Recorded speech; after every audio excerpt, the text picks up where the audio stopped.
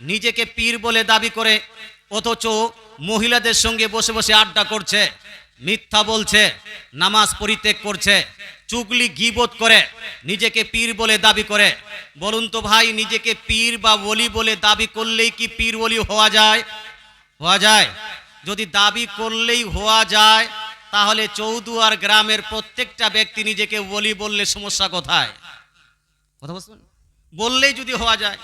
মুসলমান আল্লাহ তাআলা কোরআনুল মাজিদ ফুরকানুল হামিদের মধ্যে ইরশাদ করেন, আল্লাহর ওলি হলেন তারা যারা হলেন পরেজগার মুত্তাকি, যারা শরীয়তের উপর আপনার চলে নিজের জীবনকে অতিবাহিত করেছেন, একমাত্র তারাই আল্লাহর ওলি। মুসলমান আহলে সুন্নাতুল জামাতের মানুষ আমরা পীর ওলিদের সমর্থন করি, পীর ওলিদের মানি, মানি কি মানি না? কিন্তু কি ভালো পীর না ভণ্ড পীর? এজন্য ভালো পীর না ভণ্ড পীর? এই এলাকায় এক পীর এসে বলেছিল কয়েক বছর আগে যে কাবা শরীফে হজ করার প্রয়োজন নাই, যারা কাবা শরীফে হজ করতে যেতে পারছো না, আমি বসে যাচ্ছি, মহিলা এবং পুরুষ সবাই আমাকে 7 বার পাক লাগিয়ে দাও, তোমাদের হজ হয়ে যাবে। বলুন তো ভাই, এই রকম কোন পীর যদি বক্তব্য দেয়, এই ব্যক্তি কি পীর হতে পারে? আল্লাহর ওলি হতে পারে? এ খাঁটি মুসলমানও হতে পারে না। মুসলমান আপনাকে বলতে চাই, তাহলে আমরা সুন্নি মুসলমান, আমরা পীর মানি, ওলি মানি, তবে সঠিক পীরকে মানি, ভণ্ড পীরকে মানি না। আচ্ছা, আল্লাহর ওলিদেরকে মানি, কারণ খাজা গরিব নওয়াজ একজন আল্লাহর ওলি, দাতা বাবা একজন আল্লাহর ওলি, আপনার বড় পীর আব্দুল কাদের জিলানী রাদিয়াল্লাহু তাআলা আনহু তিনি হলেন একজন আল্লাহর ওলি। তাই তাদেরকে আমরা সম্মান করি, মর্যাদা করি, তাদের আমরা মর্যাদা দিই, তাদের সঙ্গে মোহাব্বত করি, প্রেম করি। তদ্রূপ একজন উল্লেখযোগ্য আল্লাহ তাআলার ওলি হলেন আলা হযরত আজিমুল বরকত মুজাদ্দিদ দ্বীন ও মিল্লাত আলাইহি রহমতুর রিজওয়ান। জোরে বলেন সুবহানাল্লাহ। আলা হযরতকে বলি এই জন্য মানি, কারণ আলা হযরতের গোটা জীবনটা কেউ যদি রিসার্চ করে শরীয়তের খেলাফ একটাও কাজ তার জীবনে পাওয়া যাবে না, শরীয়তের বহির্ভূত কোরআন হাদিসের খেলাফ একটাও কর্ম তার জীবনে পাওয়া যায় না। এই জন্য আমরা তাকে কি মানি? জি, আল্লাহর ওলি মানি। 2 নাম্বার, আমি হাদিস শরীফ তেলাওয়াত করেছি, সুনান আবু দাউদ হাদিস নাম্বার 4293, 4293 মধ্যে আল্লাহ তাআলা রাসূল বলছেন, ইন্নাল্লাহা ইয়াবআসু লিহাদিহিল উম্মতি, নবীগণের আশা বন্ধ হয়ে গেছে। বাপ মুহাম্মদ সাল্লাল্লাহু আলাইহি সাল্লাম হলেন শেষ নবী, তারপরে কোন নতুন নবী আসবেন? কেউ যদি সম্ভব মনে করে যে মুহাম্মদ সাল্লাল্লাহু আলাইহি সাল্লামের পরে কেউ নতুন নবী হতে পারে, এই সম্ভব মানাটাও হলো কুফরি আকীদা। কথা বোঝা গেল? মুহাম্মদ সাল্লাল্লাহু আলাইহি সাল্লাম বলেন খাতামুন নবিয়্যিন, অর্থাৎ শেষ নবী, last and final messenger of this universe is only Muhammad সাল্লাল্লাহু আলাইহি ওয়াসাল্লাম। এই গোটা বিশ্বের মধ্যে লাস্ট এবং শেষ নবী হলেন মুহাম্মদ সাল্লাল্লাহু তাআলা আলাইহি ওয়াসাল্লাম। আচ্ছা, মুহাম্মদ সাল্লাল্লাহু আলাইহি ওয়াসাল্লাম আজ থেকে প্রায় 1400 বছর 1500 বছর পূর্বে ইন্তেকাল করেছেন। মুসলমান 1400-1500 বছর ধরে এই আপনার ধর্ম ইসলামকে পরিচালিত করছে কে? এটাকে তত্ত্বাবধানে রাখবেন কে? এটাকে রিভাইভ করবেন কে? এটা মানুষের মধ্যে প্রচার ও প্রসার করবেন কে? তো আল্লাহ তাআলার রাসূল সাল্লাল্লাহু তাআলা আলাইহি ওয়াসাল্লাম হাদিসের মধ্যে ইরশাদ করেন, আল উলামাউ ওয়ারাসাতুল আম্বিয়া, যারা আলিম হবেন এরা হবেন নবীগণের ওয়ারিস, নবীগণের উত্তরসূরি। নবী আসা বন্ধ হয়েছে, কিন্তু আপনার আলিমরা যুগে যুগে আসবেন এবং মানুষের মধ্যে ইসলামের প্রচার এবং প্রসার ঘটাবেন। জোরে বলেন সুবহানাল্লাহ। তাই তো আমরা আলিমদেরকে মসজিদের ইমাম বানাচ্ছি, আলিমদেরকে মাদ্রাসার আপনার শিক্ষক বানাচ্ছি, আলিমদের অনুসরণ করি। যখন আমাদের কোনো মসলা মাসাইলের প্রয়োজন হয়, আলিমের কাছে শরণাপন্ন হয়, তার কাছে মসলা মাসাইল জেনে আমরা নিজের জীবনে তা বাস্তবায়ন করি কি করি না? করি। কিন্তু ভাই, আলিমদের কোয়ালিটির মধ্যে অনেকগুলো কোয়ালিটি আছে। কিছু আলিম আছেন যারা মিডিয়াম কোয়ালিটির, কিছু উচ্চ রঙ্কের আপনার আলিম। আর যে হাদিসটি তেলাওয়াত করেছি সে হাদিসের মধ্যে আল্লাহ তাআলা রাসূল ইরশাদ করেন, প্রত্যেক 100 বছর পর পর, কত বছর পর পর? 100 বছর পর পর, ইন্নাল্লাহা ইয়াবআসু নিশ্চয়ই আল্লাহ তাআলা প্রেরণ করবেন আমার উম্মতের মধ্যে 100 বছর পর পর এমন একজন ব্যক্তিকে যেই ব্যক্তি ইসলাম ধর্মে যতগুলো কুসংস্কার চলে আসবে, যতগুলো খারাপ কাজ চলে আসবে মুসলমানদের মধ্যে, এই সমস্ত কাজের সংস্কার করে দিবেন। জোরে বলেন সুবহানাল্লাহ। মাইয়ুজাদ্দিদু লাহা দীনাহা, যিনি আপনার উম্মতের জন্য সংস্কার করবেন। ইউজাদ্দিদু শব্দটা ব্যবহার হয়েছে হাদিসের মধ্যে। ইউজাদ্দিদু জাদ্দাদা ইউজাদ্দিদু থেকে এসেছে মুজাদ্দিদ, অর্থাৎ যিনি হলেন সংস্কারকারী, যিনি হলেন সংস্কারক, যিনি ইসলামের মুসলমানদের মধ্যে কোনো বিভ্রান্তি, কোনো আকীদাগত দিক থেকে, আমলগত দিক থেকে কোনো রকম যদি খারাপ কাজ হয় সেই কাজগুলোকে দূর করবেন, তাকেই বলা হয় মুজাদ্দিদ। জোরে বলেন সুবহানাল্লাহ। 100 বছর পর পর একজন করে মুজাদ্দিদ জন্মগ্রহণ করবেন। মুসলমান 14 শতাব্দীর মহান মুজাদ্দিদ হলেন আলা হযরত আজিমুল বরকত মুজাদ্দিদ দ্বীন মিল্লাত আলাইহি রহমাতুর রিজওয়ান। জোরে বলেন সুবহানাল্লাহ। 14 শতাব্দীর 14তম মুজাদ্দিদ কে? আলা হযরত। আচ্ছা, আলা হযরত করেছেন কি কি? মুসলমানকে ধ্বংস করার জন্য, ইসলামকে ধ্বংস করার জন্য, মুসলমানের আকীদাকে ধ্বংস করার জন্য, আমলকে ধ্বংস করার জন্য যেই দিক থেকে আলা হযরতের উপর হামলা, আপনার ইসলামের উপর হামলা হয়েছে, যেই দিক থেকেই মুসলমানদের উপর হামলা হয়েছে, সমস্ত দিককেই আল্লাহ তাআলার এই একজন ওলি আলা হযরত মজবুত করে দিয়েছেন। মুসলমান শুধু ইসলামী আমাদের যেটা আমল, শুধু আমলগত দিক নয়, আকীদাগত দিক থেকে কেউ যদি হামলা করেছেন আলা হযরত তার উত্তর দিয়েছেন। আমলগত দিক থেকে কেউ হামলা করলে আলা হযরত উত্তর দিয়েছেন। জ্ঞান বিজ্ঞানের শাখা প্রশাখায় যদি কেউ আপনার হামলা করেছেন, আলা হযরত উত্তর দিয়েছেন। মুসলমান আমরা অনেকগুলো মানুষ স্কুলে পড়ি, স্কুলে একটা চ্যাপ্টার আছে অ্যাটম বলে, আছে না? অনুপ্রমাণু নামে একটা চ্যাপ্টার নাই? আছে। অ্যাটমের যে থিঙ্কিং আইনস্টাইন দিয়েছিল, ওই থিঙ্কিংটা ইসলামের বিপক্ষে চলে গেছে। এই জন্য আলা হযরত আজিমুল বরকত মুজাদ্দিদ দ্বীন মিল্লাত অসংখ্য দলিল দিয়ে লজিক্যালি প্রমাণ করেছেন যে আইনস্টাইনের থিঙ্কিংটা ভুল, ইসলামের যেটা থিঙ্কিং সেটাই হলো সঠিক। জোরে বলেন সুবহানাল্লাহ। মুসলমান আপনাকে বলতে চাই, তদ্রূপ আলা হযরত ইসলামের উপর যখন আকীদাগত দিক থেকে আক্রমণ হয়েছে, আলা হযরত সেটাকেও আপনার খণ্ডন করেছেন। আমলগত দিক থেকে যখন আপনার আক্রমণ হয়েছে, আলা হযরত সেটাকেও খণ্ডন করেছেন। ইনশাআল্লাহ আমি এক এক করে মিসাল দিচ্ছি, তার আগে একবার আর দরুদ শরীফ পড়ুন। আল্লাহুম্মা ছিলেন দুইটা হলো ঈদ এ মিলাদুন নবী সাল্লাল্লাহু আলাইহি সাল্লাম পালন করা যাবে কি যাবে না? কয়েকদিন পরেই আমরা জুলুস করি, মিলাদুন নবী পালন করব, এটা পালন করা যাবে কি যাবে না? কিছুক্ষণ শুনে নেন আলা হযরত প্রসঙ্গে।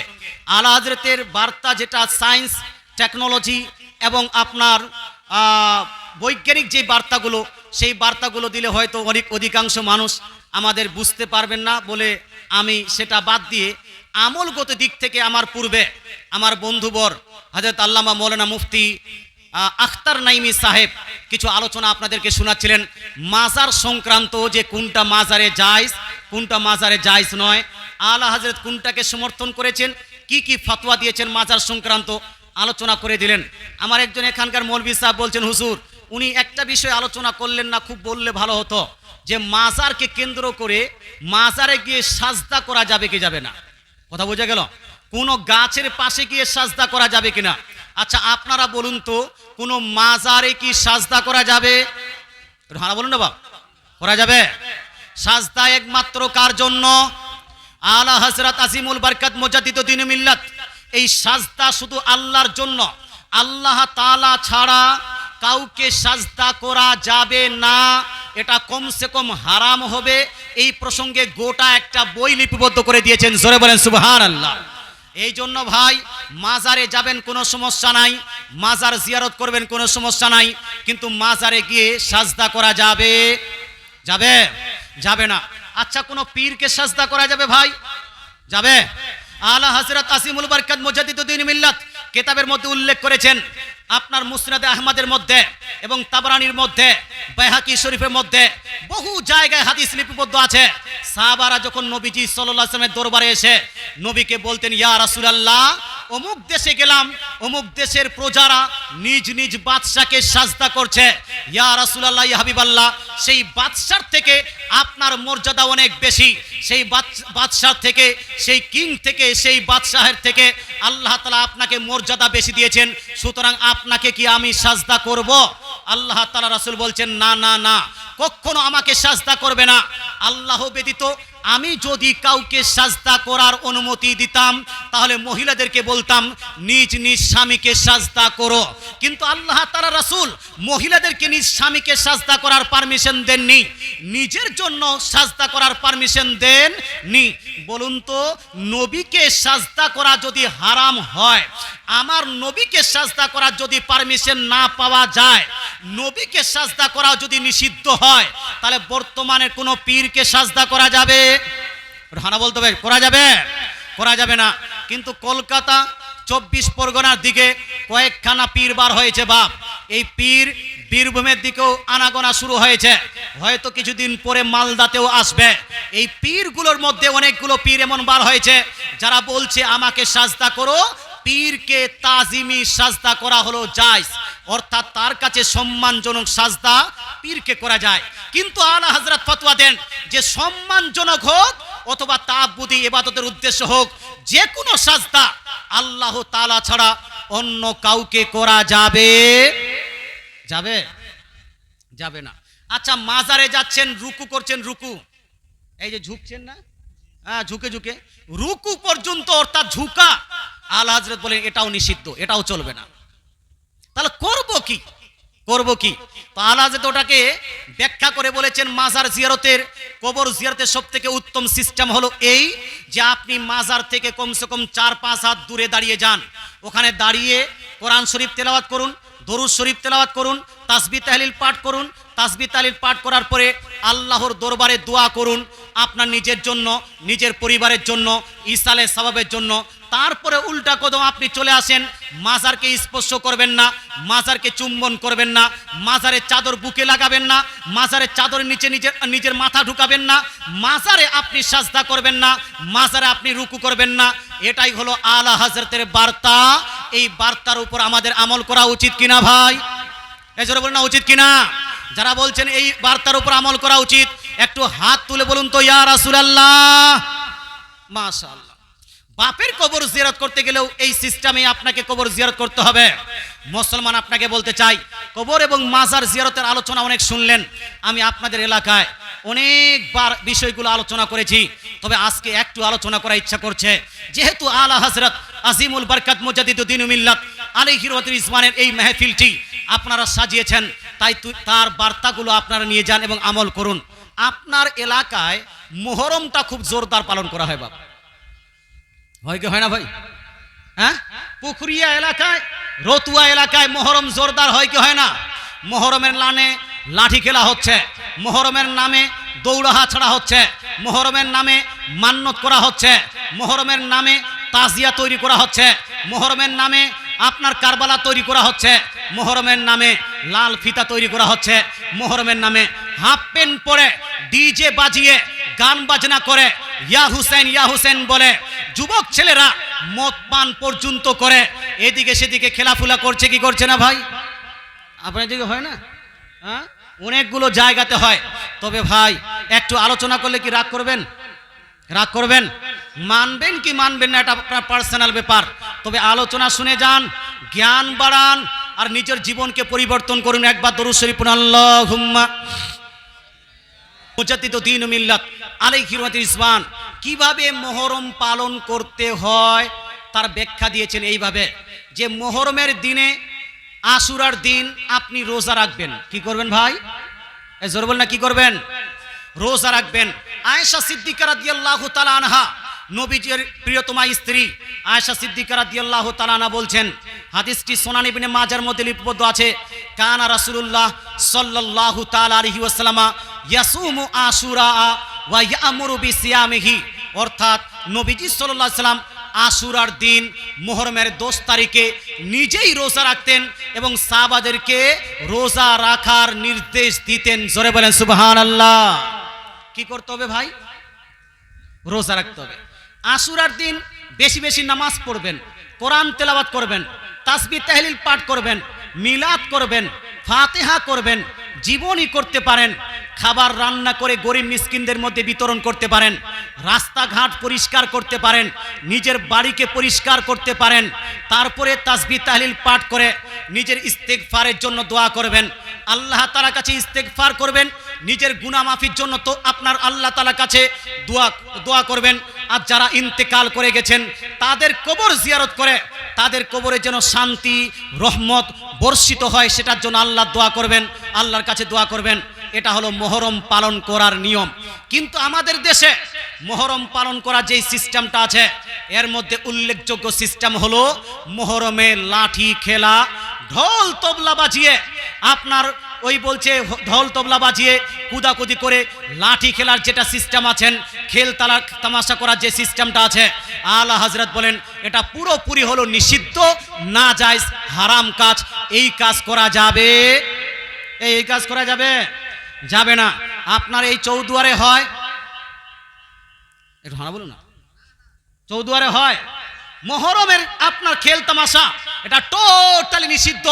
আলা হযরত ঘোষণা করেছেন, কারণ এটা হাদিস দ্বারা প্রমাণিত। দুই, মুহররমের নামে তাজিয়া তৈরি করা, তাজিয়া বুঝেন আপনারা, ঘোড়া তৈরি করেছে, লম্বা লম্বা তাজিয়া তৈরি করেছে আর কারবালায় নিয়ে চলে গেছে। আপনার এই মিল্কির দিকে যদি যান, এক একটা গ্রামে 40টা 50টা করে তাজিয়া তৈরি করা হচ্ছে, তাজিয়ার মান্নত করছে, তাজিয়াতে ফাতিহা দিচ্ছে। আলা হযরত আজিমুল বরকত মুজাদ্দিদুদ দ্বীন ও মিল্লাত বলেন যে মুহররমকে কেন্দ্র করে প্রচলিত যেই তাজিয়াগুলো আছে এটা হলো নিষিদ্ধ, নাজায়েজ, হারাম কাজ। এটা চলবে না। তাজিয়া তৈরি করা চলবে না, তাজিয়ার মান্নত করা চলবে না, তাজিয়ার উপর ফাতিহা দেওয়া চলবে না, তাজিয়া নিয়ে বিভিন্ন গ্রামে ঘোরাফেরা করা, পরিক্রমা করা, এটা হলো টোটালি নিষিদ্ধ, নাজায়েজ, গুনাহের কাজ। এই কাজ করা যাবে না। হয় না? অনেকগুলো জায়গাতে হচ্ছে কি হচ্ছে না? আচ্ছা, অনেকগুলো জায়গাতে ইমামবাড়া বুঝেন আপনারা? ইমামবাড়া বুঝেন? ইমামতোলা, দরগাতোলা বুঝেন কিছু? থান, মুহররম খেলার জন্য একটা করে এই যে গ্রামে এরকম একটা থান তৈরি করে দিয়েছে। মাজার নয়, মাজার তো আপনার পিরানা পীরে, মাজার তো হলো পান্ডুয়া শরীফে। গ্রামে মুহররম খেলার জন্য এরকম করে ইটের একটা ঘর বানিয়ে দিয়েছে ছোট্ট করে, আর ওখানে মুহররম মাসে মাটির ঘোড়া চাপায়। হয় গো, হয় না ভাই? মান্নতের ঘোড়া, মাটির ঘোড়া চাপিয়ে দিচ্ছে। মা বোনরা মান্নত করছে, বাচ্চা যদি সুস্থ হয়ে যায় একটা ঘোড়া চাপিয়ে দেবো মুহররমের দিনে, বাচ্চা যদি সুস্থ হয়ে যায় 4টা ঘোড়া তৈরি করে দিব। মুসলমান আপনাকে বলতে চাই, মাটির ঘোড়াটা একটা মূর্তি হয় কি হয় না ভাই? হানা বলুন না ভাই, মাটির ঘোড়াটা মূর্তি না?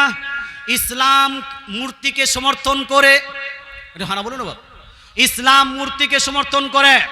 মুহররমের নামে তাজিয়া তৈরি করা যেভাবে নিষিদ্ধ, নাজায়েজ, তদ্রূপ ওই থান বা ইমামবাড়ায় মাটির ঘোড়া দেওয়া এটাও হলো নাজায়েজ, নিষিদ্ধ এবং হারাম কাজ। মুসলমান মূর্তি তো দূরের কথা, নবী করিম সাল্লাল্লাহু আলাইহি সাল্লাম হাদিসের মধ্যে ইরশাদ করেন, হাদিসটি বুখারী শরীফ জিল নাম্বার 2 পেজ নাম্বার 880 মধ্যে লিপিবদ্ধ আছে। নবীজি বলছেন, লা তাদখুলুল মালাইকাতু বাইতান ফীহি কালবুন ওয়ালা তাসাবির। নবীজি বলছেন সেই ঘরে আল্লাহর রহমতের ফেরেশতারা প্রবেশ করেন না যেই ঘরে কোনো কুকুর থাকে অথবা যেই ঘরে কোনো জানদারের ছবি থাকে। ছবি যদি থাকে, পিকচার যদি থাকে, পিকচার থাকলে সেই ঘরে রহমতের ফেরেশতারা প্রবেশ করেন না। তাহলে বলুন তো, মূর্তি যদি থাকে রহমতের ফেরেশতারা আসবে? এই মূর্তি থাকলে আসবে? তাহলে মুহররমের আপনার মাটির ঘোড়া দেওয়া যাবে? এই মাইকওয়ালা ভাই কোথায় গেছে? মাইকওয়ালা একবার দরুদ শরীফ আল্লাহুম্মা। মুহররম পালন করার সময় একটি উল্লেখযোগ্য মান্যত হলো দৌড়াহা ছাড়া। কি ছাড়া ভাই? এদিকে হয় না? এদিকে হয় দৌড়াহা ছাড়া। আমি এটাকে যেটা রিসার্চ করলাম আপনার এলাকায়, দৌড়াহা ছাড়া মানে হলো এই মুহররমের 7 তারিখ, 8 তারিখ, 9 তারিখ, 10 তারিখে আপনার ওই কাসিদ বা দৌড়াহার মতো এই আপনার কারবালা থেকে ওই কারবালা বা এই মাজার থেকে ওই মাজার ফকিরের মতো দৌড়ে দৌড়ে দৌড়ে দৌড়ে যাতায়াত করবে, এটা না?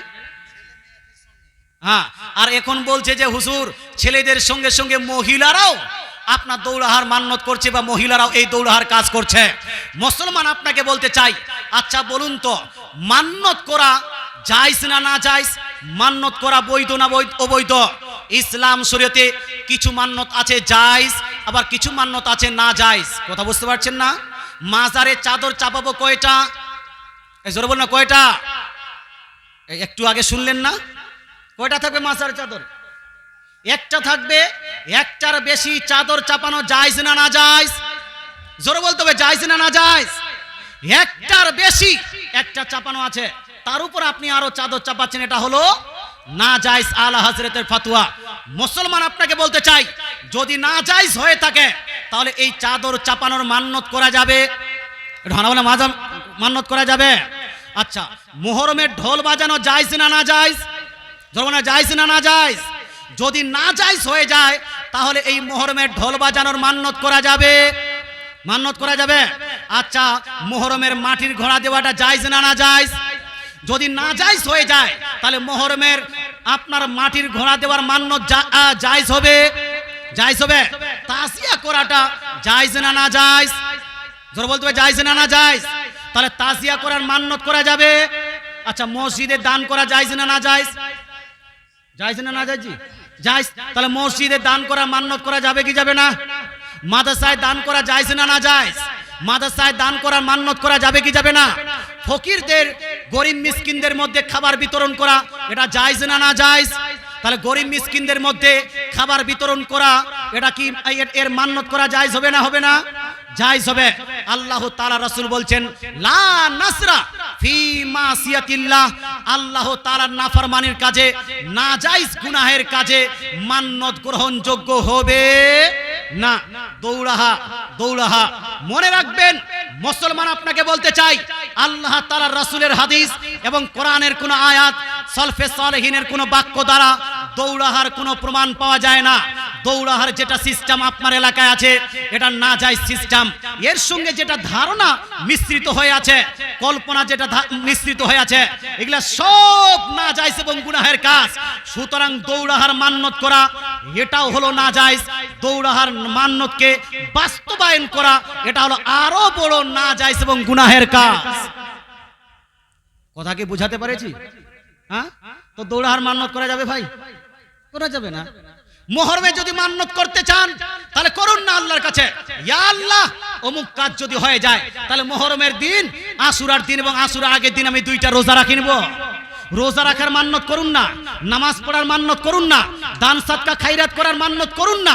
এগুলা মান্যত করবেন, আপনার নেকি হবে, নেকি হবে, নেকি হবে। জোরে বলেন সুবহানাল্লাহ। তবে দৌড়াহার মান্যত করা যাবে? যাবে। আচ্ছা, কারবালা কোথায় আছে ভাই? হানা বলুন না ভাই, কারবালা কোথায় আছে? নাগরায়। নাগরায়, হ্যাঁ নাগরায়। হ্যাঁ, আচ্ছা, এটা আসল না নকল? জোরে বলুন। হ্যাঁ, নকল। আর আসল কারবালা কোথায় বলুন না রে ভাই? বাগদাদ শরীফে, ইরাকে আপনার আসল কারবালা, ওটা হলো আসল কারবালা। আপনার এলাকায় হলো এটা নকল কারবালা। বলুন তো, আসল আর নকল কি দুইটাই ঠিক আপনার এক হবে না আলাদা আলাদা হবে? এক হবে জি মুসলমান। আচ্ছা, এখন বলুন আসল কারবালা এবং নকল কারবালার মধ্যে পার্থক্যটা কি? আসল কারবালায় নামাজ পরিত্যাগ করা হয়েছে, হানা বলুন না বা হয়েছে, কিন্তু আপনার নকল কারবালায় গেলে নামাজ মানুষ পরিত্যাগ করে কি করে না? হানা বলুন না বাপ, করে কি করে না? আসল কারবালায় ইমাম হুসেন এবং ইমাম হুসেনের আহলে বাইত হতে কোনো ব্যক্তি আপনার নাচ গান করেছে, হানা বলুন নাচ গান করেছেন, কিন্তু আপনার নকল কারবালায় নাচ গান করা হয় কি হয় না? আসল কারবালায় ইমাম হুসেন এবং ইমাম হুসেনের সমর্থক ব্যক্তিরা তারা কি ঢোল বাজিয়েছিলেন? হানা বলুন না বাপ, কিন্তু নকল কারবালায় ঢোল বাজানো হয় কি হয় না? ইমাম হুসেন রাদিয়াল্লাহু তাআলা আনহু হাদিসের মধ্যে লিপিবদ্ধ আছে, নবীজি ইরশাদ করেন, বিশ্বের মধ্যে সবথেকে উৎকৃষ্ট জায়গা, সবথেকে মর্যাদাশীল জায়গা হলো মসজিদ সমূহ, আর বিশ্বের সবথেকে নিকৃষ্টতম জায়গা, সবথেকে খারাপ জায়গা সেটা হলো বাজার। আপনি বলুন তো, ইমাম হুসেন কারবালার প্রান্তরে বাজার লাগিয়েছেন কিন্তু আপনার নকল কারবালায় বাজার লাগানো হয় কি হয় না? ধরাবো হয় কি হয় না? আপনার ইমাম হুসেন রাদিয়াল্লাহু তাআলা আনহু মহিলাদেরকে বেপরদা করে, নারীদের মাথা উদাম করে ওই কারবালায় কি ঘুরিয়ে নিয়ে বেরিয়েছেন? কিন্তু আপনার কারবালায় আপনার শালীকে নিয়ে, আপনার ওই পিসিত বোনকে নিয়ে, মাসির বেটি বোনকে নিয়ে আপনি ঘোরাফেরা করেন কি করেন না? করেন কি করেন না? আসল কারবালায় ইমাম হুসেন এবং ইমাম হুসেনের সমর্থক কোনো ব্যক্তি মদ পান করে নাই, কিন্তু আপনার নকল কারবালায় বহু যুবক এমন আছে যেই যুবকেরা মদ পান করে পর্যন্ত খেলতামাশা করে কি করে না? করে কি করে না? মুসলমান তাহলে বোঝা গেল আসল কারবালায় জায়েজ কাজ হয়েছে, আপনার নকল কারবালায় নাজায়েজ কাজ হয়েছে। আসল কারবালায় সুন্নত কাজ হয়েছে, নকল কারবালায় বিদআত কাজ হচ্ছে। আসল কারবালায় ইসলামকে জিন্দা করা হয়েছে, আর নকল কারবালায় ইসলামকে ডুবিয়ে দেওয়া হচ্ছে। এই জন্য আসল কারবালার মুহাব্বত চলবে, কিন্তু নকল কারবালা একটাও রাখা যাবে না। নকল কারবালা একটাও রাখা যাবে। আলা হযরত আজিমুল বরকত মুজাদ্দিদুদ্দিন মিল্লাত আলাইহি রাহমাতুল ইসবান ফতোয়া রিজভিয়া শরীফে একাধিক জায়গাতে ইরশাদ করেন, বর্তমানে যত নকল কারবালা আছে এটাকে অতি সত্বর বন্ধ করতে হবে। কারণ এই নকল কারবালাগুলো হলো বিদআত এবং নাজায়েজের ফ্যাক্টরি, বিদআত এবং নাজায়েজ গুনাহের হলো সেন্টার। এই সেন্টারকে রাখা যাবে? বলুন না যাবে? যাবে না। যারা যারা বলছেন যাবে না তারা একটু হাত তুলে বলুন তো, ইয়া রাসূলুল্লাহ নকল কারবালায় যাব না। তারা একটু হাত তুলে বলুন না, ইয়া রাসূলুল্লাহ। মুসলমান আপনাকে বলতে চাই, বরং কারবালা দ্বিতীয় জায়গাকে বলাই যাবে না। কথা বুঝুন, দ্বিতীয় কোন কারবালা তৈরি করাই যাবে না। এই মাসনুই কারবালা টোটালি নিষিদ্ধ, না যায়, এটা চলবে না। মুসলমান আপনাকে বলতে চাই, জায়েজ কাজগুলো বললাম, আশুরার রোজা রাখেন, আপনি নেক কাজ করেন, কোরআন তেলাওয়াত করেন, তাসবিহ তাহলিল পাঠ করেন, বাপ মা ইন্তেকাল করেছেন তাদের কবর গুলো গিয়ে জিয়ারত করুন।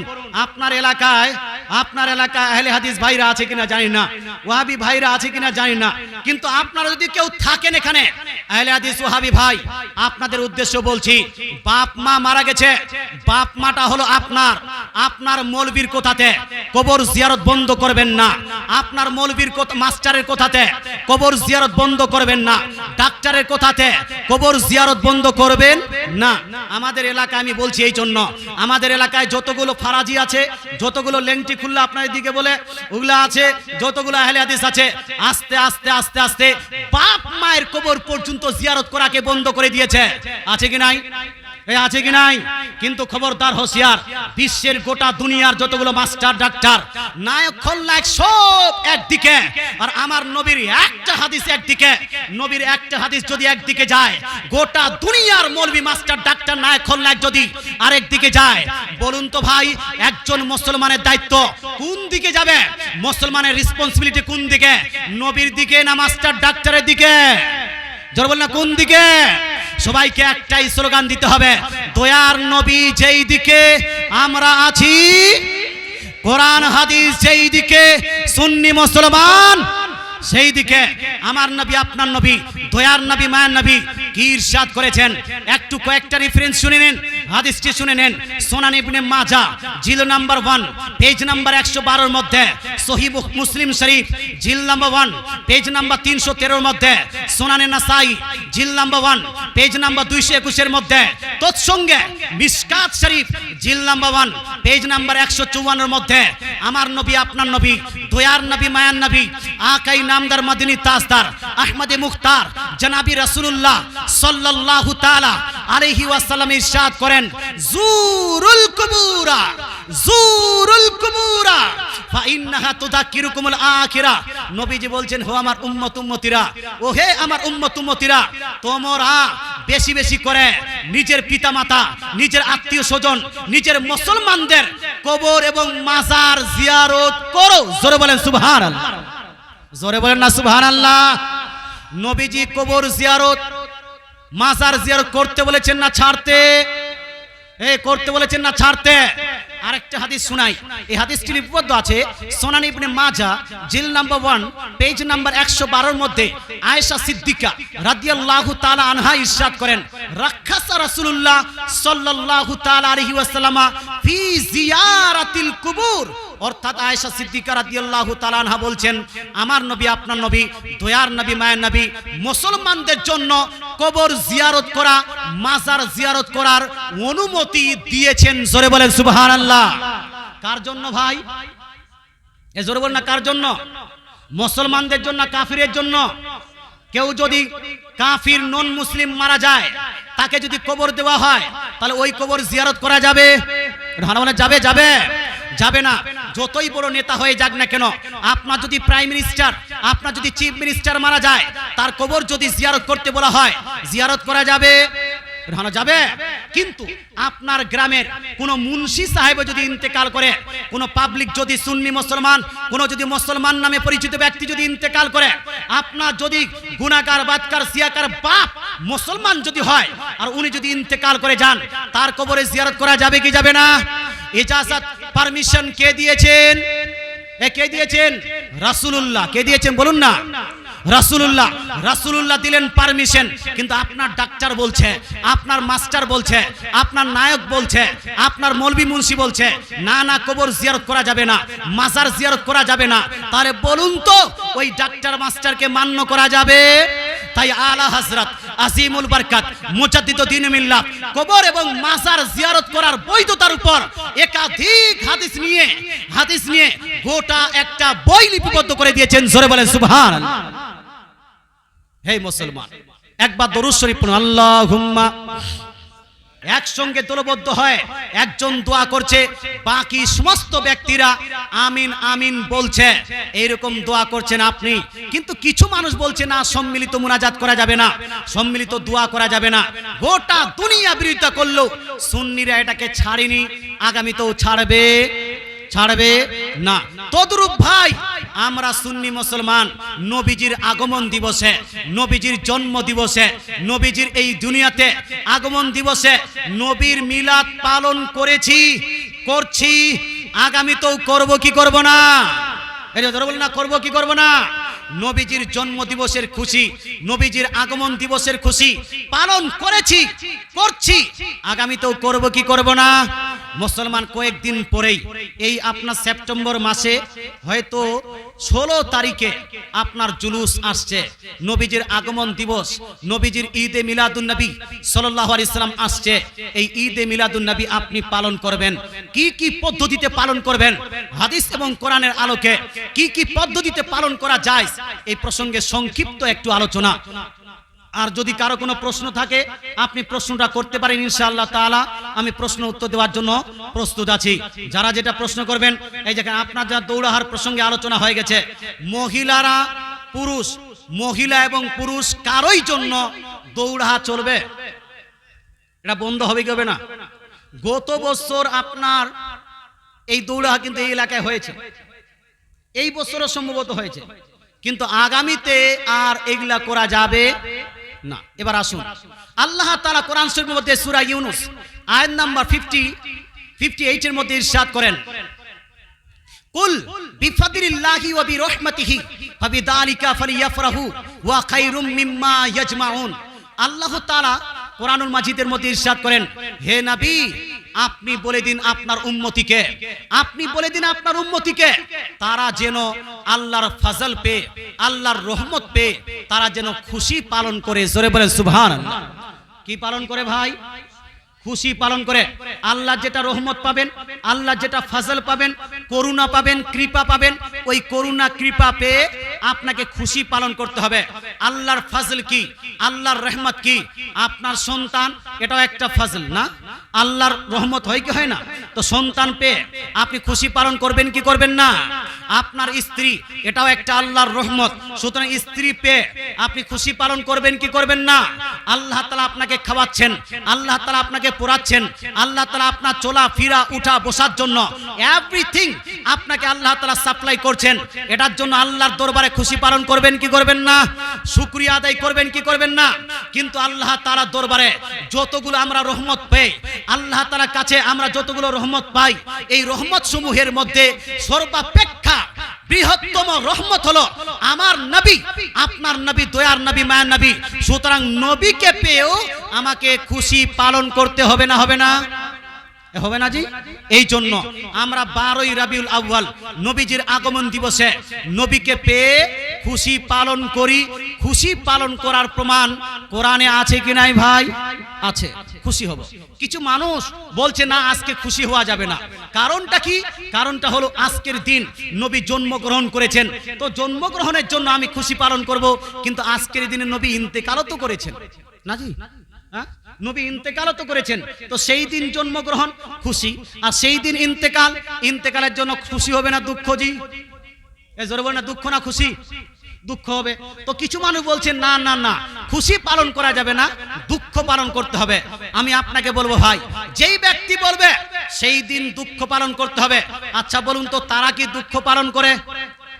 হ্যাঁ বলুন না, খুশি তো পালন করে না, তো দুঃখ পালন করে কি? কোন দেওবন্দি আহলে হাদিস ভাইদেরকে দেখেছেন দুঃখ পালন করতে বসে বসে কাঁদছে, হায় রে হায় রে হায় রে, করছে? শোক পালন করেছে? শোক পালন করে নি। প্রথম তো হলো এই যে তারা নিজের কথার উপর নিজেই আমল করে না। 2 নাম্বার বিষয়, বাপ মা মারা গেছে, আপনার স্ত্রী মারা গেছে, কোন স্বামী মারা গেছে, দাদু মারা গেছে, শোক পালন করতে হবে। শোক পালন করা জায়েজ আছে, কিন্তু কয়দিন জায়েজ আছে ভাই? জোরে বলুন না, কয়দিন? শোক পালন করা কয়দিন জায়েজ আছে? হানা বলুন না। বাপ মা মারা গেলে শোক পালন করা যাবে কিনা? কয়দিন শোক পালন করবেন? হ্যাঁ, আল্লাহ তাআলা রাসূল ইরশাদ করেন, বুখারী মুসলিমের মুত্তাফাক আলাইহি হাদিস, নবী বলছেন কারো ইন্তেকালের পর তার মৃত্যুকে কেন্দ্র করে 3 দিনের বেশি শোক পালন করা যাবে না। কয়দিন ভাই? 3 দিন। বাড়িতে রান্না হচ্ছে না, বাড়িতে আপনার কাপড় এলোমেলো করে থাকছেন, বাড়িতে আপনার ওই সোগা হতো আপনার আছে মাহল তৈরি হয়ে আছে, এটা 3 দিন পর্যন্ত বিজনেস বন্ধ করে রেখেছেন, 3 দিন পর্যন্ত এটা জায়েজ আছে। শুধু স্বামী যদি মারা যায় তাহলে স্বামীকে কেন্দ্র করে মহিলারা শোক পালন করবে 4 মাস 10 দিন। কতদিন ভাই? 4 মাস 10 দিন মহিলাটি গয়না পড়বে না। 4 মাস 10 দিন অন্যান্য মহিলার মতো মহিলাটি আপনার সাজগুজ করবে না। 4 মাস 10 দিন ওই মহিলাটির অন্য জায়গায় বিবাহ হবে না। 4 মাস 10 দিন মহিলাটির জন্য অন্য জায়গা থেকে বিবাহের প্রস্তাবকে গ্রহণ করা যাবে যাবে যাবে 4 মাস 10 দিন। স্বামী মারা গেছে, 4 মাস 10 দিনের মধ্যে মেয়েটার যদি অন্য জায়গায় বিবাহ হয়, এই বিয়েটা হবে না, হবে না? হানা বলুন না, হবে না। কারণ 4 মাস 10 দিন ইদ্দত শোক পালন করতে হবে, এটা হলো মহিলাদের জন্য জরুরি। আর আপনি 3 দিন শোক পালন করতে পারেন, 3 দিনের পরে 4 দিনের দিনে শোক পালন করা যাবে যাবে না। মহিলাদের জন্য 4 মাস 10 দিন শোক পালন করা যায়। 4 মাস 10 দিন অতিক্রম করার পরে আর শোক পালন করা জায়েজ হবে না, এটা না জায়েজ এবং গুনাহ হবে। এই জন্য একটা মাসলা বলতেই হয়, মাসলাটা হলো এই, মহিলার আমাদের দেশে স্বামীর মৃত্যুর পরে নাকফুল পড়ে না, নাকফুল পড়ে না, কানের দুল পড়ে না। মুসলমান কিসের কারণে? স্বামী মারা গেছে এই জন্য, স্বামী মারা গেছে এই জন্য।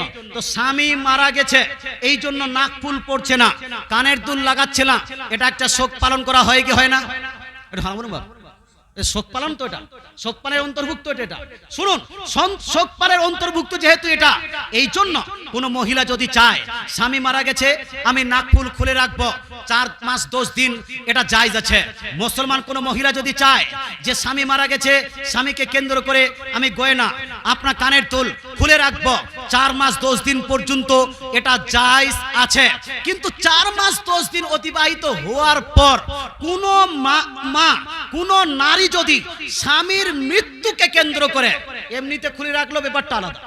এমনিতে খুলে রাখলো, ব্যাপারটা আলাদা। কোন আনমেরিড মেয়ে নাকফুল পরে নেই তো গুনাহ হবে? কানে কোনো দুল নাই, গুনাহ হবে? মালা নাই, গলায় মালা নাই, এটা কি গুনাহ হবে? এটা গয়না পরা ইসলামের জায়েজ, তবে গয়নার মধ্যে ভাগ আছে, কিছু জায়েজ আবার কিছু। সিডি গোল চলবে কি চলবে না? এটা হানা বলতে হবে। সিডি গোল চলবে না চলবে না আলা হযরত আজিমুল বরকত মুজাদ্দিদুদ দ্বীন মিল্লাত আলাইহি রহমাতুল ইসমান ফতোয়া রিজভিয়া শরীফে ইরশাদ করেন লোহা তামা পিতল সিরিকল এই সমস্ত গয়না মহিলাদের জন্য পরা এটা হলো মাকরু তাহরিমি, এটা চলবে না, জায়েজ এবং নিষিদ্ধ। কোন মহিলার জন্য আপনার লোহা পরা, তামা পরা, সিরিকল পরা, তারপর অষ্টধাতু পরা, তারপরে আপনার সিলভার পরা চলবে। একটু হানা বলুন না বা চলবে কি চলবে ভাই? সোনা চলবে, রূপা চলবে, ডায়মন্ড চলবে, তারপরে আপনার কাঁচ চলবে, প্লাস্টিক সাপোর্টার চলবে, এগুলা চলবে। কিন্তু আপনার লোহা তামা পিতল আর সিরিকল চলবে চলবে। কিন্তু আপনারা চালাচ্ছেন কি চালাচ্ছেন না ভাই? বলুন না আপনারা চালাচ্ছেন কি চালাচ্ছেন না? মরলেই বুঝতে পারবেন চালিয়ে লাভ হলো না ক্ষতি হলো। আলা হযরত এই ফতোয়ার উপর আমল করবেন, নবীজির হাদিসের উপর আমল করবেন, এগুলা নিষিদ্ধ ঘোষণা করবেন। মহিলারা যদি এই গয়না পরে যদি নামাজ পড়ে, নামাজটা হবে মাকরু তাহরিমি। কি হবে নামাজ? বলুন না নামাজ হবে মাকরু তাহরিমি।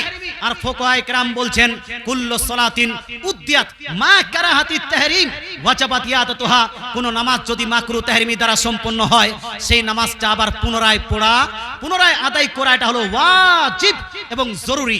এই জন্য বলছি খবরদার মা বোন, আপনি সিরিকল লোহা তামা পিতল পড়ে নিজের নামাজকে বরবাদ করিয়েন না, নিজের নামাজকে নষ্ট করিয়েন না। নামাজ কষ্ট করে মানুষ আদায় করে, নামাজ খুব আপনার মেহনত করে, নামাজ খুব আপনার মেহনত করে, মনের সঙ্গে জিহাদ করে নামাজটাকে আদায় করতে হয়। সুতরাং নামাজ কে বরবাদ করা যাবে না। আমি যেটা বললাম সেটা হলো এই স্বামীর ইন্তেকাল করার পরে 4 মাস 10 দিন অতিবাহিত হয়ে গেছে, তারপরেও যদি নাকফুল না পড়ে, কানের দুল না পড়ে, তার পার্সোনাল ব্যাপার, এমনিতে পড়ছে না পার্সোনাল ব্যাপার। কিন্তু স্বামীর মৃত্যুকে কেন্দ্র করে যদি না পড়ে যে আমার স্বামী মারা গেছে এই জন্য নাকফুল পড়বো না, কানের দুল পড়বো না, 4 মাস 10 দিন, 2 বছর হয়ে গেল, 4 বছর হয়ে গেল, 10 বছর পরেও আপনার বন্ধ করে দিয়েছে, স্বামীকে কেন্দ্র করে এটা জায়েজ হবে না। এবার আপনাকে একবার প্রশ্ন করতে চাই, বিষয়টা বুঝতে পারলেন কি পারলেন না? দাদিরা স্বামী মারা গেছে 4 মাস 10 দিন অতিবাহিত হয়ে গেছে, স্বামী মারা যাওয়ার 4 মাস 10 দিন অতিবাহিত হয়ে গেছে। এবার ওই মেয়েটা নাকফুল পড়তে পারবে কি পারবে না? একটু জোরে বলতে পারবে কি পারবে না? কানের দুল লাগাতে পারবে কি পারবে না? গলার মালা লাগাতে পারবে কি পারবে না? হাতের আপনার চুড়ি লাগাতে পারবে কি পারবে না? পারবে, কারণ এই মহিলাটি অন্য জায়গায় বিবাহ দেওয়াও জায়েজ না না জায়েজ? জায়েজ আছে। ইদ্দত পালন করতে হবে। আপনার এলাকায় অনেকগুলো জায়গাতে শোনা গেছে কোর্ট থেকে ডিভোর্স নিয়ে আসছে, অথবা কোনো কাজীর কাছে ডিভোর্স নিয়ে এসেছে, কোর্ট বা কাজীর কাছে ডিভোর্স নিয়ে এসে পরে একতরফা তালাক করে নিয়ে আজকে তালাক করে নিল, কালকেই অন্য জায়গায় বিবাহ হয়ে গেল, আজকে একতরফা করে নিয়েছে, 7 দিন পরে অন্য জায়গায় বিবাহ হয়ে গেছে। এই রকম অনেকগুলো জায়গাতে শোনা যাচ্ছে। চৌদুয়ারে নাই, কিন্তু পুকুরিয়া থানাতে বহু জায়গায় এই কথাগুলো শোনা যায়। কিন্তু বলুন তো ভাই, একজন মহিলার উপর তালাক পড়ার পরে কয়দিন পরে বিবাহ করতে পারবে? কয়দিন বলুন না। আর একজন তো চেষ্টা করলেন 4 মাস 10 দিন, বলুন না আপনারা 3 মাস 10 দিন, ইনি বলছেন 3 মাস 10 দিন। আপনারা বিবাহ করেননি নাকি? হ্যাঁ, বিবাহ করেননি হুজুর? 4 মাস 10 দিন, 3 মাস 10 দিন, এতগুলো মানুষ আছে যে সবাই তো বিয়ে করে যারা 2-4টা বাচ্চা করে দিয়েছে, কারো বাচ্চার বিবাহ হয়ে গেছে, ওর বাচ্চা হয়ে গেছে, ও তালাক দেওয়ার পর বিয়ে করেনি। কিন্তু বহু মানুষ এমন আছে নিজ বেটিকে কোর্ট থেকে তালাক করিয়ে আনছে কি আনছে না ভাই? হয়তো জালসাতেও আছে, এরকম থাকতে পারে কি পারে না? থাকতে পারে। মুসলমান আপনাকে বলতে চাই, একতরফা তালাক চলবে কি চলবে না? সময় দিলে বলবো, কিন্তু না দিলে বলবো না।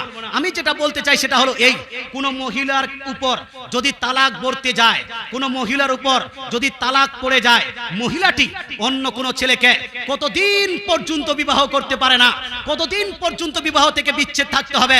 যদি বিবাহ করে তাহলে সেটা জিনা হবে, বাচ্চা হলে হালালি নয় হারামি সন্তান হবে। কতদিন? তো আল্লাহ তাআলা কোরআনুল মাজিদ ফুরকানুল হামিদের মধ্যে ইরশাদ করেন, আল মুতাল্লাকাত ইয়াতারাব্বাসনা বিআনফুসিহিন্না সালাসাতা কুরু। একজন তালাক প্রাপ্ত মহিলা নিজেকে সংযত রাখবে, নিজেকে বিরত রাখবে বিবাহ থেকে 3 মাসিক পর্যন্ত। কয়দিন? মাস বললাম আমি, হ্যাঁ মাসিক বললাম, মাসিক। মাসিক বুঝেন না? মিন্স যাকে বলা হয় মুসলমান মিন্স মাসিক হায়েস। তালাক পড়ার পর 3টি হাইস অতিবাহিত হবে, 3টি হাইস ক্লিয়ার হয়ে যাবে, তারপরে মেয়েটা অন্য জায়গায় বিবাহ হতে পারে। এই 3 হাইস অতিবাহিত হওয়ার জন্য আড়াই মাসও লাগতে পারে, 3 মাসও লাগতে পারে, 4 মাসও লাগতে পারে, 5 মাসও লাগতে পারে, 10 মাসও লাগতে পারে, 1 বছরও লাগতে পারে, 2 বছরও লাগতে পারে, 10 বছরও লাগতে পারে, 50 বছরও লাগতে পারে। কথা বুঝতে পারছেন? হ্যাঁ, কারণ মহিলাদের অন্যান্য মহিলা বিভিন্ন রকমের মহিলার বিভিন্ন রকম মিন্স হয়। কারো প্রতি আপনার নিয়ত প্রত্যেক মাসে মিন্স হয়ে যাচ্ছে, কারবার এক মাস গ্যাপ দিয়েও হয়ে যায়। হয় কি হয় না? আছে কি নাই? মুসলমান আছে। তাই বলতে চাই কতদিন পরে পরে হচ্ছে ওটা দেখার নয়, 3টি মিন্স কমপ্লিট হয়ে যাওয়ার পরে তারপরে বিবাহ দিতে পারবেন। মুসলমান আপনাকে বলতে চাই দিন নয় মিন্সটাকে কেন আপনার কেন্দ্র করা হলো? কারণ ইসলাম যাচ করতে চায় সন্তান যদি হয় সেটা যেন একটা বাপেরই সন্তান হয়। কয়টা বাপ? জোরে বল না, কয়টা বাপ? একটা বাপের জন্য সন্তান হয়ে যায়। একজন তালাক দিয়ে দিয়েছে, তালাক দেওয়ার পরে তার পেটে সন্তান আছে কি নাই এটাকে অ্যানালাইসিস করার জন্য, এটাকে রিসার্চ করার জন্য 3 মিন্সের প্রয়োজন পড়ে, এই জন্য 3 মিন্স করে দেওয়া হয়েছে। 3 মিন্স হয়ে গেল, তার মানে এর পেটে আর সন্তান নাই। এখন এর অন্য জায়গায় বিবাহ হলে, তার সঙ্গে মিলেমিশে হওয়ার পরে সন্তান হলে সেই সন্তানটা অন্য কারো হয়ে যাবে। কিন্তু ভাই আপনি বলুন তো, একটা মেয়ের তালাক হয়ে গেল, 7 দিন পরে অন্য জায়গায় বিবাহ হয়ে গেল, একজনের সন্তান সেখানে চলে এসেছে, সেই সন্তান পেটে আছে, তারপরে সেই সন্তান পেটে থাকার পরে অন্যজনায় ওখানে আপনার পানি ছিটাই করে, অথবা অন্যজন সেই আপনার সন্তানের বাপ হয়ে যাচ্ছে। অরিজিনাল বাপ হলো একজন, আর আরেকজন নিজেকে বাপ বলে দাবি করছে। বলুন তো এটাকে ইসলাম কি সমর্থন করবে? ঢানা বলুন না। বাপ, নিজের বাপ ছাড়া অন্য কারো বাপকে নিজের বাপ বলে পরিচয় দেওয়া, এটা হলো ইসলাম শরীয়তে গুনাহের কাজ। নিজের বাপ ছাড়া নিজের বাপ বলে অন্য কাউকে বাপ বলা যাবে? এই আঙ্কেলকে চাচাকে আমরা বাপ বলি, নিজের বাপ বলি? ঢানা বলুন না বাপ। হ্যাঁ, নিজ বাপ আব্বা বলছি, মোহাব্বতে বলছি আব্বা। আব্বা আমাদের দেশের চাচাকে বলা হয়, বড় আব্বুকে আব্বু বলা হয়, কিন্তু অরিজিনাল নিজের বাপ তো বলছি না যে নিজের বাপ তো এটা, কিন্তু এটা বড় আব্বা, এটা ছোট আব্বা, এটা পীর আব্বা। এই পীর সাহেবকে আব্বা বলে, বাবা বলে, বলে না বলে তো নিজের বাপ বলে? এটা হানা বলে বাপ, নিজের বাপ বলে। কেউ যদি বলে না নিজের বাপ, আমার মায়ের জন্য, এই পীর সাহেবের জন্য আমার মা হালাল, এইরকম ধারণা রেখে যদি পীর সাহেবকে কেউ বাবা বলে বা পীরকে কেউ যদি বাপ বলে, এটা হালাল হবে না হারাম হবে? বলে না হালাল না হারাম? তাহলে নিজের বাপ অন্য কাউকে মানানো যাবে না। এই জন্য ইসলাম একটা সিস্টেম দিয়েছেন, যে সিস্টেমের মাফিক আপনার মেয়েটা যেন সাব্যস্ত হয়ে যায় এই মেয়ের গর্ভে পূর্বের স্বামীর কোনো সন্তান নাই, সুতরাং এই মেয়ের বিবাহ অন্য জায়গায় হয়ে যাবে। তো মুসলমান কতদিন অতিবাহিত করতে হবে ভাই?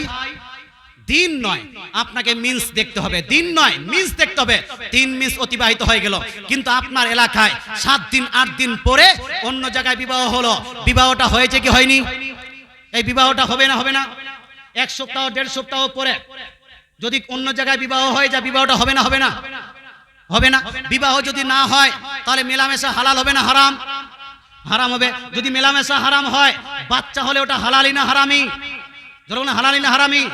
10 টাকার বাচ্চার না বাপ মায়ের? এই ধরুন না কার? 10টা হলো বাপ মায়ের, যতগুলো হয়েছে আপনার মিলেমিশা সব জেনা বলে গণ্য হবে। তাই ভাই একটু সতর্ক হওয়ার দরকার আছে কি নাই? এবার একটু আর আলোচনা করে দিই। আলোচনাটা হলো এই, কোর্ট থেকে তালাক নিয়ে এসেছে, একতরফা ডিভোর্স করে নিয়েছে, মেয়েটা তালাক দিয়ে দিয়েছে, ছেলেটা আপনার কাগজ অ্যাকসেপ্ট করেছে, এই তালাকটা গ্রহণযোগ্য হবে না হবে না? বলবো ভাই, বলবো 2 মিনিটের জন্য। মুসলমান আল্লাহ তাআলা কোরআনুল মাজিদ ফুরকানুল হামিদের মধ্যে ইরশাদ করেন, বিয়াদিহি উকদাতুন নিকাহ, বিয়াদিহি উকদাতুন নিকাহ। সূরা বাকারা আয়াত নাম্বার 237 এর মধ্যে আল্লাহ বলছেন তালাক দেওয়ার অধিকার, নিকাহের বন্ধন, তালাক দেওয়ার অধিকার একমাত্র আল্লাহ তাআলা দিয়েছেন কার হাতে? স্বামীর হাতে। জোরে বলেন সুবহানাল্লাহ। কার হাতে ভাই? মেয়েরা এত বেশি রাগ করতে পারে, এত বেশি নাফরমানি করতে পারে, মেয়েদের হাতে যদি তালাকের অধিকার দেওয়া হতো, এই ছেনছে নিয়ে এ সকালে একটা তালাক দিত, বিকালে একটা তালাক দিত। বলেন হ্যাঁ, মানে রাগ এত বেশি। আমাদের দেশে বলছে যে তোর বাড়িতে এসে আমি সুখটাই পেলাম। হ্যাঁ, এই জন্য এই মুসলমান আপনাকে বলতে চাই, ইসলাম বলছে যখন বিবাহ দিবে, বিবাহ বন্ধনে আবদ্ধ হবে, তখন মেয়েটার সম্মতি বেশি লাগবে। মেয়েটার সম্মতি ছাড়া বিবাহ হবে জি? বলেন হবে? আপনার এলাকায় এখন ইদারিং শুরু হয়েছে। বাংলাদেশের এক বক্তা আব্দুর রাজ্জাক বিন ইউসুফ, উনি বলছেন যে আপনার মেয়ের কাছে সম্মতি নেওয়ার কোনো প্রয়োজন নাই, মেয়েকে জিজ্ঞেস করার কোনো প্রয়োজন নেই, মেয়ে রাজি আছে কিনা এটা দেখার কোনো প্রয়োজন নেই। মেয়ের বাপকে বলো তুমি রাজি আছো কিনা, মেয়ের বাপ যদি রাজি, কাজী বিবাহ পড়ে দিবে, মেয়ের কাছে যাওয়ার কোনো দরকার নাই। বলুন তো ভাই, আপনার এলাকায় মেয়ের বাবা রাজি আছে কিন্তু মেয়েটা রাজি নেই, মেয়ের মা রাজি আছে, কাজী সাহেব রাজি, বরযাত্রী রাজি, এলাকার সব রাজি, কিন্তু মেয়েটা রাজি নেই, বিবাহটা হবে না? হবে না? এই বিবাহ হবে যতক্ষণ পর্যন্ত মেয়ে রাজি না হয়েছে, যতক্ষণ পর্যন্ত কন্যা সম্মতি না দিয়েছে, যতক্ষণ পর্যন্ত কন্যাটা ইজাব না করেছে, ততক্ষণ পর্যন্ত পুরুষ কবুল করলেও কবুল হবে না। মেয়েকে অধিকার দিয়েছে কে? আল্লাহ। আল্লাহ তাআলা বলছেন হাত্তা তানকিহা যাওজান গায়রাহু, যতক্ষণ পর্যন্ত না মেয়েটা রাজি হয়েছে ততক্ষণ পর্যন্ত বিবাহ হবে না। আল্লাহ বলছেন মেয়ে রাজি হওয়া লাগবে, কিন্তু মোল্লা বলছে মেয়ের রাজি হওয়ার দরকার নাই, বাপ রাজি হলে হয়ে যাবে। বলুন তো ভাই, মোল্লার দিকে যাব না আল্লাহর দিকে? চলো না, আল্লাহ না মোল্লা? মোল্লা যদি আল্লাহর পক্ষে থাকে মানতে কোনো সমস্যা নাই, কিন্তু যদি মোল্লা আল্লাহর পক্ষে না থাকে, মূলি গাজরের থেকে তাকে আমরা নিকৃষ্ট মনে করে তাকে গাটারে ফেলে দিব, তার সমর্থন করতে পারি? সমর্থন করতে পারি না। আল্লাহ তাআলা আমাদের বুঝার তৌফিক দান করুক, আমল করার তৌফিক দান করুক। তালাক দেওয়ার অধিকার দিয়েছেন আল্লাহ তাআলা কাকে? ছেলেকে বলছে। কোর্টের হাকিমটাও তো ছেলে, ও তালাক দিলে হয়ে যাবে আপনার বহুকে? হানা বলুন না বাপ। কোর্টের উকিলটাও তো ছেলে, ও যদি আপনার স্ত্রীকে তালাক দিয়ে তালাক হয়ে যাবে। আমিও তো ছেলে, আমি যদি একসঙ্গে গোটা গ্রামের বহুকে তালাক দিত, তালাক হবে? হ্যাঁ, ছেলেকে শুধু না, দেশের ছেলে অনেক আছে, কাজীরা বলবে আমরাও তো ছেলে রে বাপু, আমরা তালাক দিলেও হয়ে যাবে। না না না না না, ছেলের হাতে নয়। আল্লাহ তাআলা রাসূল ইরশাদ করেন, সুনান ইবনে মাজার মধ্যে লিপিবদ্ধ, আত-তালাকু লিমান আখাযা বিস-সাহ, তালাক দেওয়ার অধিকার হলো সেই পুরুষের, যেই পুরুষের জন্য নারীর উরু স্পর্শ করার অধিকার আছে। যে নারীর উরু স্পর্শ করতে পারবে সেই ছেলেটার জন্য ওই নারীকে তালাক দেওয়া জায়েজ আছে। অন্য পৃথিবীর, গোটা দুনিয়ার পৃথিবীর যদি ছেলেরা তালাক দেয়, ওই মহিলার উপর তালাক পড়বে। পড়বে। মশলাগুলো কিন্তু সব ফাতোয়া রিজভিয়াতে আলা হযরত ব্যক্ত করেছেন। বা কথা বুঝতে পেরেছেন? এই জন্য মশলাগুলো বলছি। হে মুসলমান, তাহলে কোর্টের তালাক, একতরফা তালাক চলবে না? চলবে না? জোরে বলতে হবে, চলবে না? চলবে না? চলবে না। একতরফা যেটা, হ্যাঁ, কোর্টে গিয়ে যদি ছেলে মেয়ে উভয় গিয়েছে, ছেলেটা কোর্টের মাধ্যমে তালাক দিয়েছে, তালাকটা হবে না? হবে না? ছেলেটা যদি দেয় তাহলে তালাক হবে। কাজীর মাধ্যমে ছেলেটা যদি তালাক দেয়, ছেলেটা পুরুষটা, তো তালাক হবে না? হবে না? হবে। কিন্তু একতরফা করে নেওয়া, ডিভোর্স করে নেওয়া, একতরফা যেটা হচ্ছে ডিভোর্স, সেটা চলবে না। আচ্ছা, এখানে একটু কথা উল্লেখ না করলেই হয়। একতরফা মেয়েটা তালাক দিতে পারবে কোন কন্ডিশনে? মহিলা তালাক দিতে পারবে যদি মহিলা নিজ স্বামীর কাছে তালাক দেওয়ার অধিকার নিয়ে নেয়, যে তুমি আমাকে তালাক দেওয়ার অধিকার দাও। কথা বুঝতে পারছেন? হ্যাঁ, মেয়েটা স্বামীকে বলছে তুমি আমাকে তালাক দেওয়ার অধিকার দাও। স্বামীটা বলল আমি তোমাকে তালাক দেওয়ার অধিকার দিলাম। এটাকে বলা হয় তাফওয়িজে তালাক। কি বলা হয় এটাকে? তাফওয়িজে তালাক। ইসলাম শরীয়ত বলছে ছেলে যদি নিজ স্ত্রীকে তালাক দেওয়ার অধিকার দেয় আর ওই স্ত্রী যদি তালাক দেয়, তাহলে তালাকটা হয়ে যাবে। হ্যাঁ, অধিকার নেওয়ার পরে। তা আপনারা কি আপনার স্ত্রীদেরকে বলেছেন যে তালাক দেওয়ার অধিকার দিলাম? হানা বলুন না, হানা বলুন না বাবা। হ্যাঁ, ইজাব কবুল করার সময় কি ছেলেকে জিজ্ঞেস করা হয় যে আপনি কি নিজ স্ত্রীকে তালাক দেওয়ার অধিকার দিলেন? জিজ্ঞেস করা হয়। কোন কাজ জিজ্ঞেস করে আপনার বিবাহের সময় জিজ্ঞেস করেছিল যে আপনি কি আপনার স্ত্রীকে তালাক দেওয়ার অধিকার দিলেন? জিজ্ঞেস করেছিল? হ্যাঁ, জিজ্ঞেস তো করে না, কোথাও জিজ্ঞেস করে না। মুসলমান আপনাকে বলতে চাই, মুসলমান যদি আপনি তাফবিজ না করে থাকেন, তালাকের অধিকার না দিয়ে থাকেন, তারপরে আপনার স্ত্রী একটা দুইটা নয় হাজারটাও যদি তালাক দিয়ে দে, নিজের উপর দিলেও হবে না, স্বামীকে তালাক দিলেও হবে না, কোনো জায়গায় ওর কাজে লাগবে না। আল্লাহ তাআলা আপনাদের বুঝার তৌফিক দান করুক, আমল করার তৌফিক দান করুক। এখানে আরেকটা কথা উল্লেখ করি, আলা হযরত আজিমুল বরকত মুজাদ্দিদুদ্দিন মিল্লাত আলাইহি রাহমাতুল ইসলাম তালাক দেওয়ার সবথেকে উত্তম পদ্ধতি বলেছেন, কোন ব্যক্তি যদি নিজ স্ত্রীকে তালাক দেওয়ার সংকল্প করে রাখে যে না তালাক দিতেই হবে, তাহলে তালাক দিবে মাত্র কয়টা? একটা। কয়টা ভাই? একটা। একটার থেকে বেশি তালাক দেওয়া যাবে না। ফটাফট করে 3 তালাক দিয়ে দিচ্ছে, আর তখন মুফতি সাহেবের হাত পা ধরে নিচ্ছে।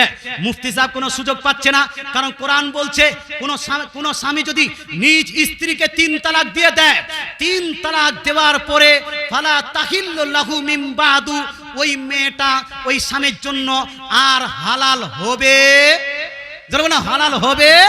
3 তালাক পড়ে গেছে। একজন মুফতি সাহেব কেন, হাজারটা মুফতি সাহেব আপনার যদি ফতোয়া দিতে চায় তবুও ফতোয়া দিতে পারে না, কারণ কোরআন বলেছে 3 তালাক দেওয়ার পরে ওই মেয়েটা ওই ছেলের জন্য আর হালাল হবে না। আচ্ছা বলুন তো, এখানে আপনি চলে গেলেন ওই অন্য কোনো বা গ্রামে, অন্য কোনো সাইফি গ্রামে, আর ওই মৌলবি বলে দিল যে না তুমি 3 তালাক দিয়েছো স্ত্রীকে, তওবা করে নাও, হয়ে যাবে। আচ্ছা বলুন, ও মোল্লা কি বলছে? আমি এখানে থেকেছি কদমতলিতে, এখন থাকি না, এখানে এরকম অনেক ঘটনা দেখেছি আমি। হ্যাঁ,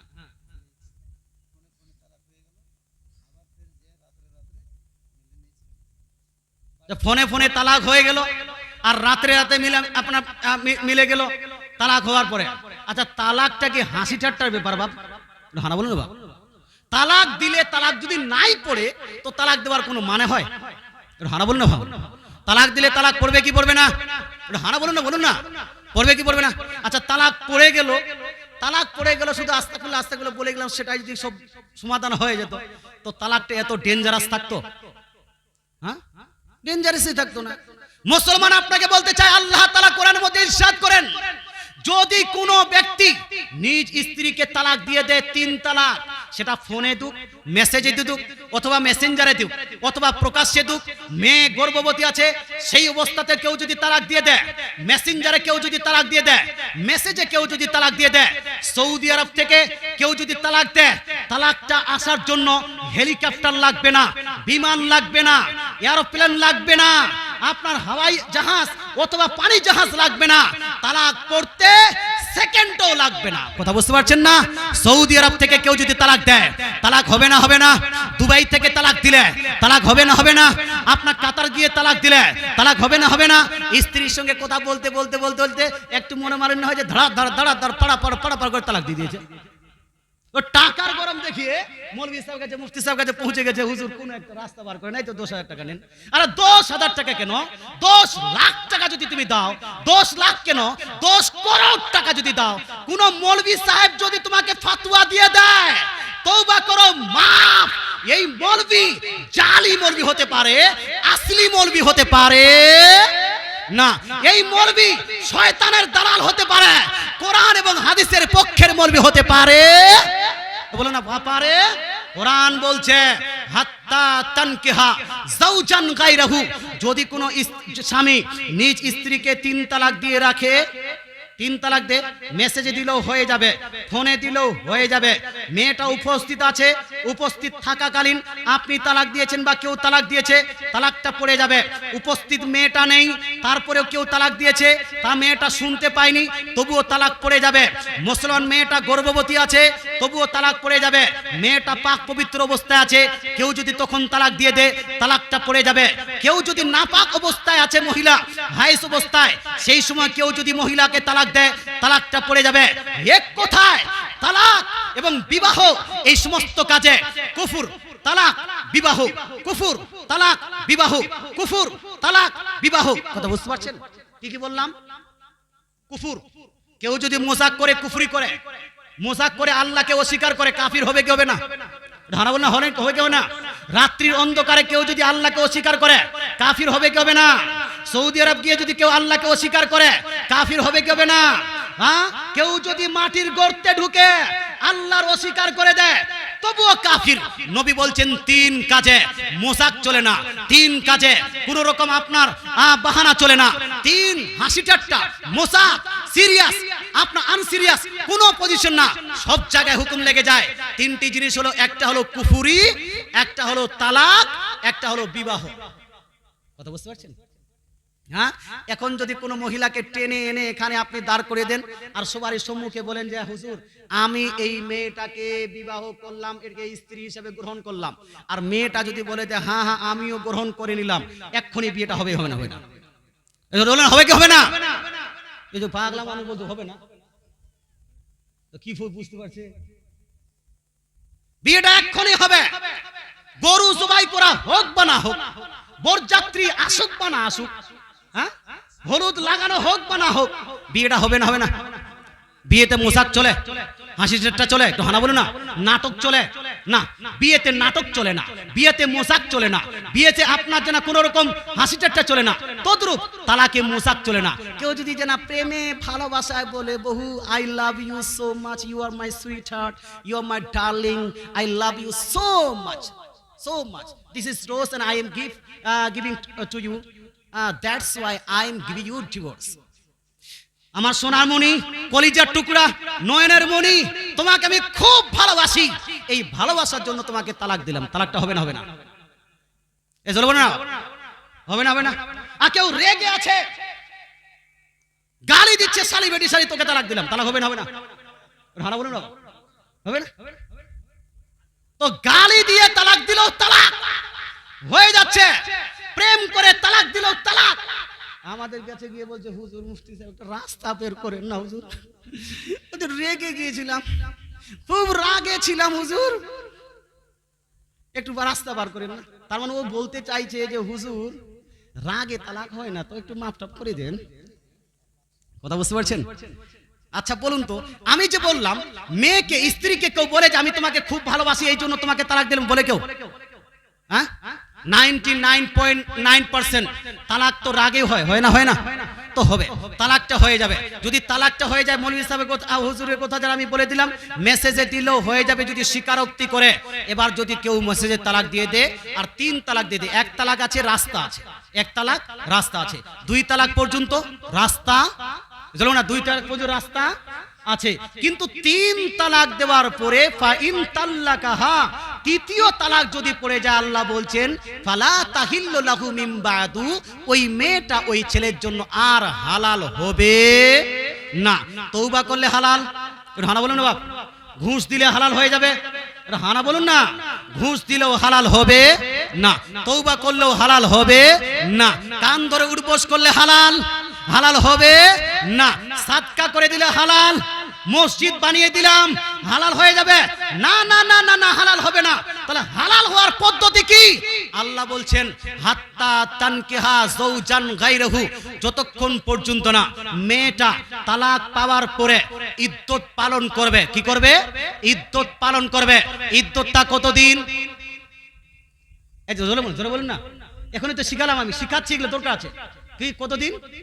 3 মাসিক মুসলমান ইদ্দত পালন করলো মেয়েটা। ইদ্দত পালন করার পরে নিজ বাড়িতে যাবে, নিজ বাড়িতে গিয়ে ভাবনা চিন্তা করবে যে দ্বিতীয় বিবাহ করা উচিত কি উচিত নয়। মুসলমান দ্বিতীয় বিবাহ করা ওকে ভালো লাগলো, বিবাহ করলো, কেউ প্রস্তাব দিল, মেয়েটা রাজি হলো, ছেলেটা রাজি হলো। এইরকম না যে 1 রাতের জন্য বিবাহ করে নাও, 1 রাতের জন্য বিবাহ করে নাও। আরে 1 রাতের জন্য বিবাহ করলে এটাকে বিবাহ বলে না, এটাকে সুন্নতি বিবাহ বলে না, এটাকে মুতা বিবাহ বলা হয়। কি বলা হয়? এজন্য বলেন না, কি বলা হয়? মুতা বিবাহ। কথা বুঝতে পারছেন? মুতা বিবাহ, মুতা বিবাহ টাইমকে মেনশন করে। 1 রাতের জন্য বিবাহ, 1 ঘন্টার জন্য বিবাহ, 2 রাতের জন্য বিবাহ, 2 মাসের জন্য বিবাহ, 2 2-4 দিনের জন্য বিবাহ, সময়কে মেনশন করে বুড়াকে ধরে ধরে বলছে তুমি এক রাতের জন্য আমার বহুকে বিবাহ করে নাও। না না রে না, মুসলমান আপনাকে বলতে চাই, একদিন 2 দিনের জন্য বিবাহ দিবেন, এই বিবাহটাকে মুতা বিবাহ বলা হয়। ইসলাম শরীয়তে মুতা বিবাহকে নিষিদ্ধ করা হয়েছে, নাজায়েজ করা হয়েছে, গুনাহ বলা হয়েছে। সুতরাং মুতা বিবাহের মাধ্যমে কোনো জিনিস হালাল হতে পারে না। আচ্ছা, আন্ডার প্রেসার বিবাহ দিবেন, মেয়েটা বিবাহ করবে না। দ্বিতীয় বিবাহ আপনি বলছেন না আমার বুড়ার সঙ্গে বিবাহ করে নিতে হবে, দাদুর সঙ্গে বিবাহ করে নিতে হবে, জবরদস্তি করে মেয়েটা রাজি নেই, তারপরে মেয়েটার বিবাহ কারোর সঙ্গে দিয়ে দিলেন, এই বিবাহ দেওয়া চলবে? এই সম্মতি লাগবে না লাগবে না? লাগবে না লাগবে না জি লাগবে। তাহলে মুসলমান, এক রাতের জন্য বিবাহ হয় না, 2 রাতের জন্য বিবাহ হয় না। আল্লাহ তাআলা রুলস এন্ড রেগুলেশন দিচ্ছেন, হাত্তা তানকিহা, ইদ্যত পালন করার পরে মেয়েটা নিজ বাড়িতে যাবে, তারপরে তার ভাবনা চিন্তা আসলো যে আমি বিবাহ করব। সে কোনো সম্মতি দিয়ে কোনো ছেলের সঙ্গে বিবাহ করলো, বিবাহ করার পরে সেই জায়গাতে অনেক দিন অতিবাহিত করলো, স্বামী স্ত্রীর মতো সেখানে থাকলো। থাকার পরে কোনো কারণে যদি ওই দ্বিতীয় স্বামীটা মারা যায়, দ্বিতীয় স্বামীটা মারা যায়, মারা গেলে কয়দিন পালন করতে হবে? 3 মিনিট বলছে, ওটা তো তালাকের বলেছিলাম জি। আর মারা গেলে কয়দিন বললাম? 4 মাস 10 দিন। স্বামীটা যদি মারা যায় তারপরে 4 মাস 10 দিন অতিবাহিত করতে হবে। আর যদি স্বামী মারা না যায়, দ্বিতীয় স্বামীটাও যদি রাগবশত বা কোনো কারণবশত ওই মেয়েটাকে তালাক দিয়ে দেয়, তাহলে কতদিন অতিবাহিত করতে হবে? 3 মিনিট অতিবাহিত করলো। অতিবাহিত করার পর আবার মেয়েটা নিজ বাড়িতে থাকলো। বাড়িতে থাকার পরে ভাবনা চিন্তা করছে বিবাহ করব কি করব না। আবার তার মন হলো যে আরেকটা বিবাহ করি। বিবাহ করার সময় আরেকটা মন হওয়ার পরে, রাজি হওয়ার পরে, সম্মতি হওয়ার পরে ওই প্রথম যে স্বামীটা তালাক দিয়েছিল 3 তালাক, ওই স্বামীটা প্রস্তাব পাঠিয়েছে যে আমি তোমাকে বিয়ে করতে চাই পুনরায়। এবার মেয়েটা প্রস্তাব নেওয়ার পরে দেখলো যে ওই স্বামীটা ভালো ছিল না, এই স্বামীটা ভালো ছিল না, এটার থেকে পরেরটা থেকে পূর্বেরটাই ভালো ছিল। এইরকম একটা ভাবনা চিন্তা করার পরে, সম্মতি দেওয়ার পরে প্রস্তাবটা গ্রহণ করলো। গ্রহণ করার পরে তারপরে যদি বিবাহ দেয়, তাহলে পূর্বের স্বামীটার সঙ্গে তার বিবাহ হবে, পূর্বের স্বামীটার জন্য তার জন্য হালাল হবে, নচেত হালাল হবে। এই জোর বলে হবে। এই সব মশলা দিয়েছেন আলা হযরত আসিমুল বরকত মুজাদ্দিদুদ্দিন মিল্লাত আলাইহি রহমাতুল ইসমান ফতোয়ার ইসবিয়া শরীফে। মুসলমান, ফতোয়ার ইসবিয়া এটা 30 খণ্ডে বিভক্ত। কত খণ্ডে? কত খণ্ডে বিভক্ত? 30 খণ্ডে বিভক্ত। ফতোয়ার ইসবিয়াকে বলা হয় দ্য এনসাইক্লোপিডিয়া অফ হানাফি ফিক। হানাফি ফিকের এনসাইক্লোপিডিয়া হলো এই আপনার ফতোয়ার ইসবিয়া। কোরআন থেকে দলিল দিয়ে, হাদিস থেকে দলিল দিয়ে মুসলমান আমি আপনাকে প্রমাণ করে দিলাম। তাহলে ঝটপট বিবাহ, ঝটপট তালাক চলবে না চলবে না? এই চলবে না চলবে না? চলবে না চলবে না। আল্লাহ তাআলা বুঝার তৌফিক দান করুক একবার। আচ্ছা, আর কিছুক্ষণ আলোচনা করবো না বক্তা নিয়ে আসবো? একটু হানা বলুন তো, কিছুক্ষণ আর বলবো? যারা যারা বলছেন বলুন, একটু হাত তুলে বলুন।